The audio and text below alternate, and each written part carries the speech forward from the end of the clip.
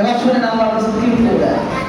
ও আয়েশা, তুমি যা বুঝলাম তাই বললাম, আর আমি যা বুঝলাম তাই বললাম। ও আয়েশা, সে তার তো চোখের মধ্যে কোনো পাওয়ার নাই, সে তোমাকে দেখতে পারবে না, কিন্তু তুমি কি অন্ধ কিনা? হ্যাঁ, তুমি কি অন্ধ? তুমি দেখবা না?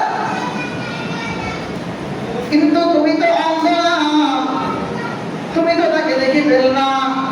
একজন পুরুষ যেমন নারীকে দেখতে পারবে না, ঠিক নারীও পুরুষদেরকে দেখতে পারবে